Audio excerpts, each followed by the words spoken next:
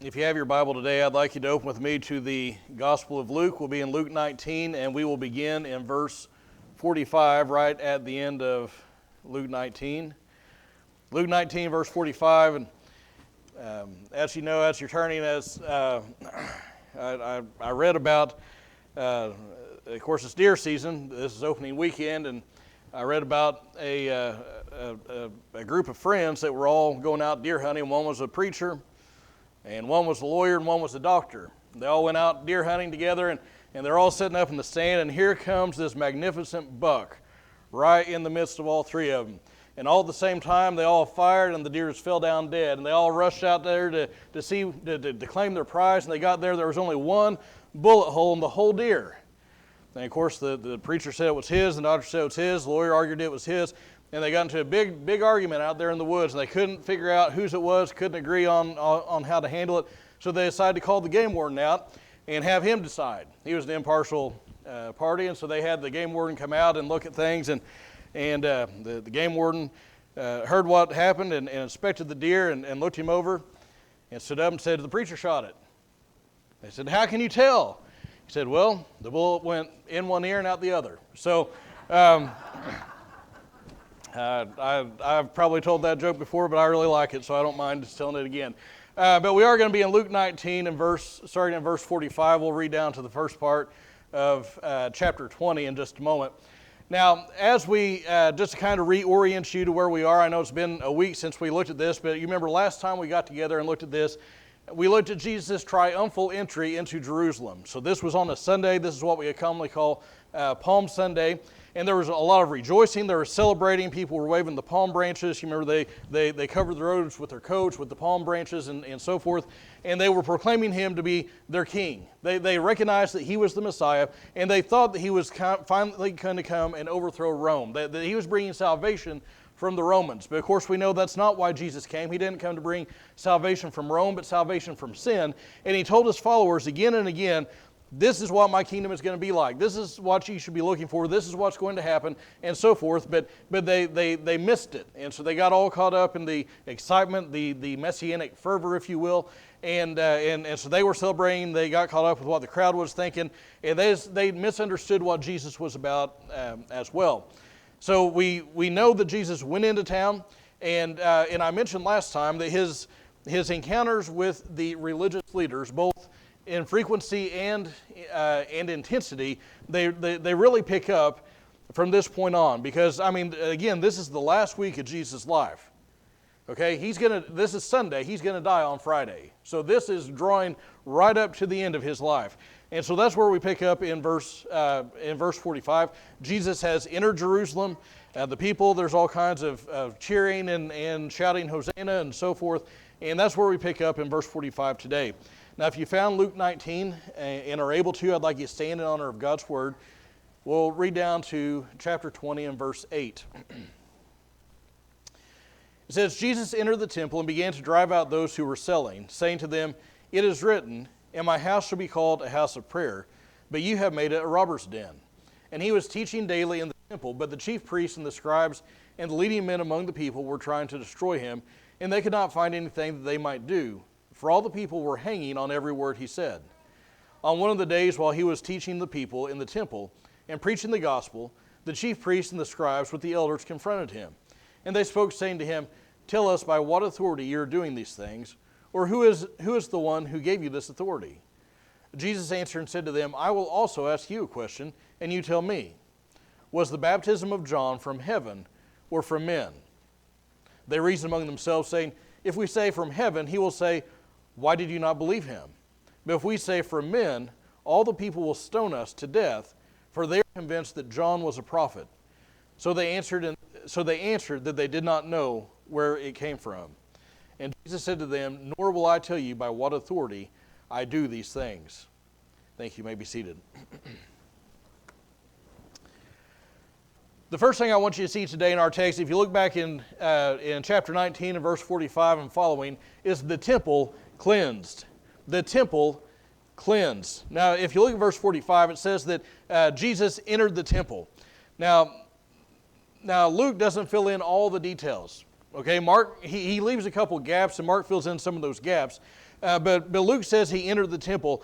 Mark tells us Jesus came into Jerusalem on Sunday. He entered the temple and cleansed it and ran all these people out on Monday. So this is the next day after he's come into town. And so notice what it says. It says they entered the temple and began to drive out those who were selling. Now this is the second time that he's done this very act, because John records that he actually did it at the beginning of his ministry too. You remember at the beginning of his ministry, he goes into town, he drives the people out who are buying and selling, the money changers, turns the tables over, and you probably have seen the memes and things like that say, if somebody tells you to, what would Jesus do, just remind them that turning over some tables and running people off might not, I'm just ruining that. But anyway, that's within reason of what Jesus would do. That's what he did at the beginning and the end of his ministries. This was that they were like bookends, that these are prophetic acts that Jesus is doing. He is claiming ownership, he is claiming lordship over the temple, and so he's cleaning it out, he's cleaning house and running these people off. Now, it says that he ran off those who were selling, those who are buying and selling. Now, who are these people that he runs off? Now, understand, when it says that he drives them out, he's not saying, hey guys, you think maybe sometime today you could maybe get together and have a council and figure out a timeline for maybe getting your stuff out of here? His timeline was to get it done now. And he didn't just say, get it done. He actually overturned tables and ran people out. Jesus was incensed when he saw what was going on in the temple. Now, who are these people? Well, it says those who are buying and selling. So these are merchants and customers. It was the money changers. It also, the other Gospels tell us that there's also people who are selling doves and also people who are cutting through the temple as a shortcut. In other words, he cleaned house. And so who are these people? Well, remember, if a Jew, now there were certain feasts in the Jewish religious system, and there were certain feasts that were required of all the Jews. You had to go to Jerusalem to celebrate these feasts. And one of those feasts is Passover, and that's what Jesus is in town for. And so if you were a Jew that lived in a far-off land, you couldn't bring a cow or an ox or a sheep or whatever it is that whole way. So there were times when necessity would say, you got to leave your animal there, but yet you get to Jerusalem, you still have to sacrifice an animal. And so what would happen is, there were some entrepreneurs who said, you know what? Here's a captive market. People are going to have to have these animals. We'll provide this service of providing the animals, and we'll make sure that they're ones that are acceptable for sacrifice. Now the kicker is the people who decided and determined what was acceptable for sacrifice were the religious leaders. So guess who it was that were selling a lot of these animals? The religious leaders. So these religious leaders have their hands in the pot. I mean, they're robbing people blind. If you've ever traveled and you've gone to an airport, you know they do the same thing at an airport, right? If you get hungry, if you want to buy a hamburger, it's going to cost you like a $20 bill for well, that's about what it is anyway. But anyway, it's even worse in an airport. But it was worse then because you had to do these things. At an airport, you can just go hungry. But if you go to Jerusalem for these things, you have to have an animal. And so they had the people over a barrel, and they said, these are things you can buy, and we'll rob you blind, and people just had no choice but to pay these exorbitant prices. So those are the buyers and the sellers. Now, the reason that it got Jesus so upset, I mean, this was stuff that was allowed in the law, that you could have an animal, buy an animal there and so forth. But what upset Jesus so much was, you remember the temple, there was the innermost chamber, the Holy of Holies, where the high priest could go once a year and so forth. But outside of that, there were different courtyards, and the further out you went, the more people could come. So the closer you got, the fewer people could get up close to the Holy of Holies. The outermost court was called the Court of the Gentiles. And so if a non-Jew wanted to come and worship Israel's God, that's as far as he could go. That's as close to the Holy of Holies as he could get. And so these people set up and had a bazaar selling farm animals where the people are supposed to be coming and praying, where the people are supposed to be worshiping. And this so incensed Jesus, this upset Jesus so much, because here are these people, he said, my house is to be called a house of prayer. Now, I don't know about you, but sometimes it doesn't take very much to distract me when I'm praying. And so when I'm trying to focus on talking to God and so forth, sometimes the smallest thing, I mean, even if it's dead silent, my own mind kind of wonders. But just imagine you are a person who's coming to worship Israel's God. And all around you are the smells and the sounds of livestock. All around you are the sounds of bartering and haggling. All around you are people talking and laughing and catching up with friends. Hey, I haven't seen you in a long time. What's been going on? And all this stuff happening around you. And you're supposed to be focusing on God. You're supposed to be focusing on prayer. And that's the only place you can go to be in that place of worship. And that is the environment that Jesus walked into. And that's why he was so upset. So those are the buyers and the sellers, but there are also money changers. Because part of the sacrifice, part of the offering that you did when you went to Passover and so forth, was you had to bring a certain amount of money. And the kicker is only a certain type of coinage was accepted. So if you're a Jew that lives in some foreign land, you don't have the type of money that was accepted. And so you would have to change your money over. It's like if you go to Mexico, you have to exchange your money. It's same thing here. They had to exchange their money. And so they didn't have international exchange rates. You would go and they would rip you off. They'd say, okay, well, today your dollar is worth X amount. And so there are these money changers that were, again, taking advantage of the people. All of this was going on around the animals that were being sold and bartered and so forth.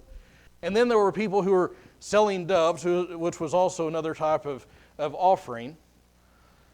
And on top of all of that, one of the gospel writers records that Jesus was stopping people who were using the temple complex as a shortcut. Now, that may not seem like that big of a deal, but if you've ever been in an office or a classroom that's near like a copy machine or a bathroom, you know how disruptive it can be because people come through and they use that area like a hallway. And they don't have they don't even pay attention to what's going on in that room. They'll just come through and they'll be, maybe if they're walking with a friend, they'll be talking. At the very least, it's disruptive as they stroll through just in the middle of things. And so all this was going on, this place where the nation should be coming and worshiping God was happening. All this was supposed to be taking place in the court of the Gentiles. And when we look at it, all these things were going on in that very place. And that's why Jesus, when he came in, he flipped over tables and he drove people out. There wasn't any discussion. There wasn't any, hey, do you think maybe? It was get out and get out now. And he quoted two different Old Testament passages. If you look at verse 46, in some translation or some types of Bibles, it'll have it in all caps or something like that, show it's an Old Testament quotation. One is out of Isaiah 56, in verse 7, and the other is out of Jeremiah chapter 7, verse 11. Interestingly, in Jeremiah 7, Jeremiah the prophet spoke to the people of Israel because they believed that God would not bring judgment on them because they had the temple in their presence. And so they felt secure, they felt confident that God would not judge them because they had God's house there. And likewise, most likely these people thought, well, God's not going to bring judgment on us because we have the temple. But anyway, he drove all these people out, citing these passages. It was clearly a prophetic act, and he was asserting his authority over what should and should not happen in the temple. He is not just Lord of the Sabbath, he is also Lord of the temple. He is head of the church. Now this shows us that God has the exclusive right to determine how he is to be worshipped. He determines what is acceptable to him. Worship is not a trivial thing. Sometimes we come into church, we come to the time of worship, and sometimes we're flippant. Sometimes whenever we sing the songs, we don't even bother to give voice to our praise. But it is of utmost importance to God the way that we worship him. Church is not a time or a place for commercial transactions. It's a time to lift up, to magnify, to glorify, to exalt and extol the name of Jesus Christ. That's what worship is all about. So we see We see the temple cleansed. Next, I want you to see the leaders frustrated. The leaders frustrated. Look at verses 47 and 48. The cleansing of the temple happened on Monday. Again, according to Mark, he fills in some of the details. On Tuesday, Jesus goes into the temple, and he's teaching and preaching, and he has this encounter with religious leaders. And understand, he is directly challenging the authority of the priests, the scribes, the Pharisees, the Sadducees, all these religious leaders. He is coming straight at them and saying, I have authority to determine not only what should be happening in the temple, not only what should and should not be going on in the temple, but also what needs to be taught in the temple. So he's teaching and preaching, and the religious establishment has had enough.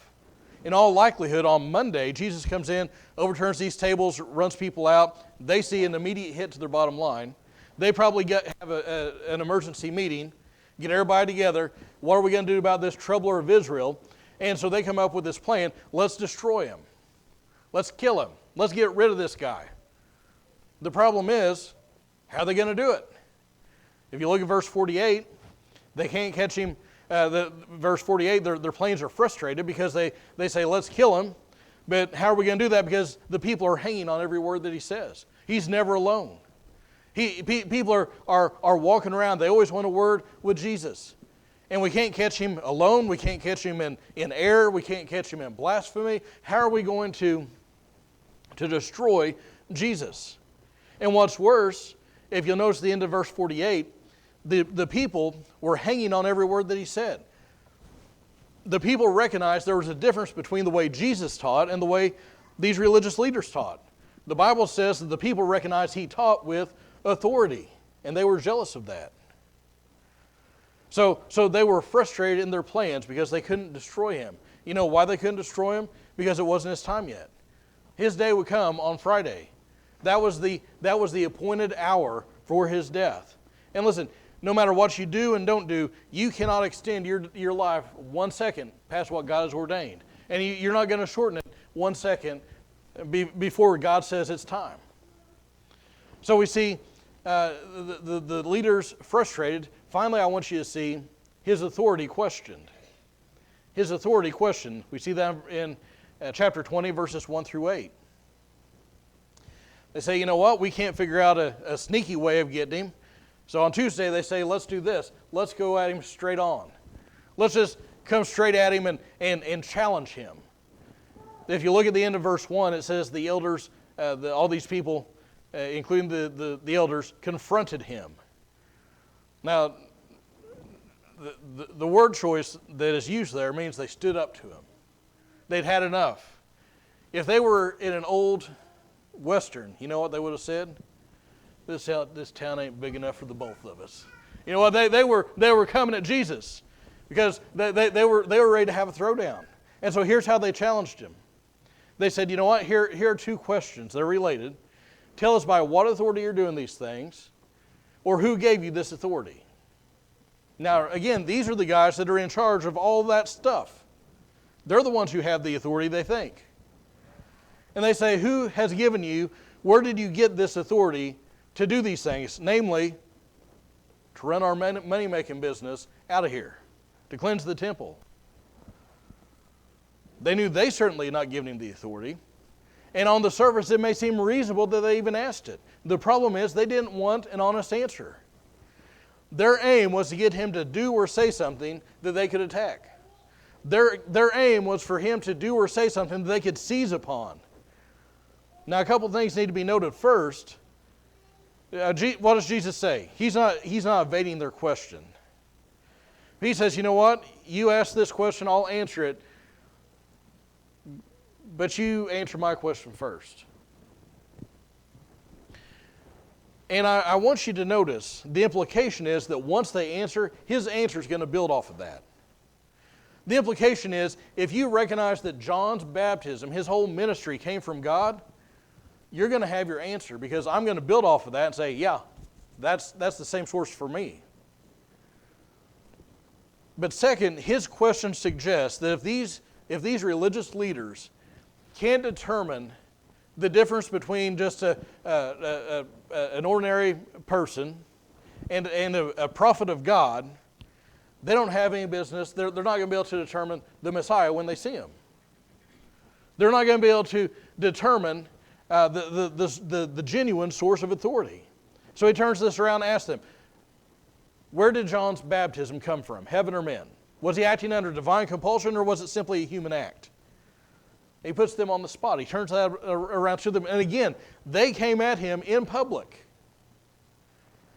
And so everybody's looking at them. And their answer, I mean, he put them on the horns of a dilemma, didn't he? Somebody said that they were caught between their conviction and cowardice.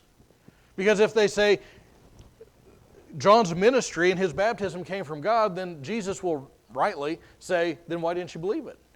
If this is really from God, why didn't you believe it?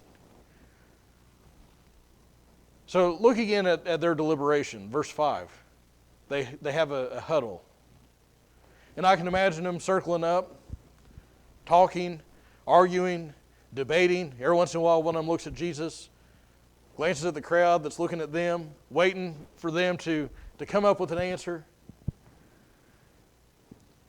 And they say, well, if we say it's from God, he'll say, why didn't you believe it? And if we say, but what if we say it's just, he was just a man? It's nothing more than just a human act. The people around us are going to stone us to death. And they're stereotypical politicians. They didn't give a straight answer. And I know I rag on politicians a lot, but it's mainly because I listen to them. I mean, they say, well, you know what? We don't know. Now, the issue was not that they didn't know. They knew the answer to the question. They were trying to save face and advance their agenda. So they said, you know what? We don't know where it came from. We don't know. And Jesus, and if you'll notice the exchange here, they say, we don't know, and he says, yeah, I won't answer you either. He doesn't say he doesn't know. He says, you know what? I know, you know, I know that you know. And now everybody knows that you know. He says, yeah, they say, we don't know the answer. He says, yeah, I'm not answering you either. Listen, Jesus did not need their sanction to act. He didn't need their okay. He didn't need their approval. He didn't need them to give him a permit. He didn't need to be licensed by them. He didn't need any of those things. He didn't need a stamp of approval from these religious leaders, and he doesn't need it today either. He doesn't need your approval or my approval to act. He doesn't take counsel with Jeff. He doesn't say, you know, Jeff, here's what I think I need to do. Is that okay with you? He doesn't do that. And he doesn't take counsel with you either. None of us is the Lord's counselor. Jesus shows them, I know that you know. You know that John's ministry was from God. You know that my ministry is from God. And again, he's showing them and showing the people that if they cannot tell the difference between a true prophet and just an ordinary man, they're not going to recognize the Messiah. And listen, Jesus is the Messiah. And he actually tells a parable in response to them in verses 9 through 18. We're not going to look at it today because of time. But for today, the answer to their question is obvious. They said, where did you get the authority to do these things? Who gave you this authority? And the answer to that question is obvious. He has the authority because he is God incarnate. He is Lord of the Sabbath. He is Lord of the temple. He is head of the church. He is King of the Jews. He is Creator. He is King of kings and Lord of lords. He doesn't need your okay. He doesn't need my okay to act. Sometimes I see these name it and claim it guys on TV or on social media, whatever it is, and they talk like God needs you to authorize his action. Bull. God can and does act. He does whatsoever he pleases. He doesn't depend on man. He doesn't need man. He doesn't count on man. He doesn't need us to give him okay or permission or anything else. He is Lord. He is Lord and we are not. He has the authority within himself. Again, he doesn't count on man. He doesn't need us. We need him. And the question that must be answered in our own hearts today is he your Lord? Yes, he is Lord. But do you recognize that lordship? He has a right within himself to say, this is acceptable, this is not acceptable. This is acceptable worship, this is not acceptable worship. This is an acceptable way of living, this is not an acceptable way of living. This is sin, this is not sin. These are things you should do, these are things you should not do. He has that authority in and of himself because he is God. And the question that I challenge you to answer is he your Lord? Is he your God? Do you submit to his lordship?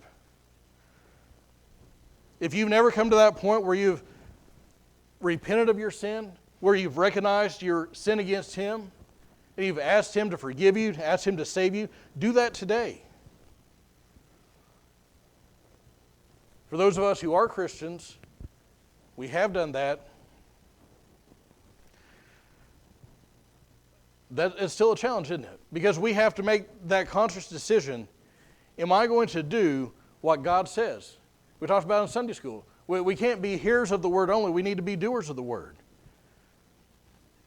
We can't just come to church and have all this input and no outflow. We need to be living in obedience to him. He is Lord. Why don't you stand with me as musicians come?